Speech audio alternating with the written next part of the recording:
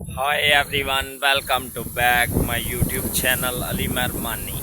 अगे तुहानू मैं एक व्लॉग दसिया सी बाजरे का, हुण तुहानू मैं व्लॉग वहाना पिया कणक का।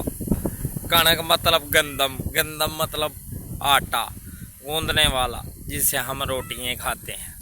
वो व्लॉग आपको बताता हूँ कि जनाब ये गंदम तैयार हो गई है तो ये गंदम की कटाई होनी इंशाअल्लाह अजकल दे विच शुरू होने वाली है, जिहड़ी कि किसानां वास्ते बड़ी कष्ट वाली गल है। समझो उन्हां ते मुसीबतां बड़ियां पईयां ने। इस टाइम किसी ने पेचस लग जाने ने, कोई बीमार हो जाना, किसी ने वांढियां टुर जाना है, तो जिन्हां ने तो करना है उन्हां वांढियों में टुर आउणा है। उन्हां जनाब वापसी आके वड्ढनी वड्ढनी है।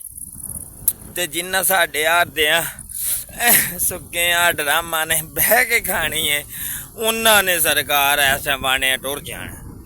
वांढिया ने गेदे गिरे आंगा पिछा हो जाते झट दिहाड़े 10 कन ते जेड़ी वड्ड वुड कत्ते कणक ते जनाब अल्लाह खैर करे फिर आ जाते जो साले दे दाने घर आ जाते ना, तो उन्हों दियां तबीयतां सेहतां ठीक हो जानियां ने। वांढिया भी मुक जाना, उन्हें घर आके फिर साल लम्मा पै रहना। उन्होंने पता घर हुण आटा आ गया ते ए दिहाड़े शुरू हो गए ने वाढ़ियां दे।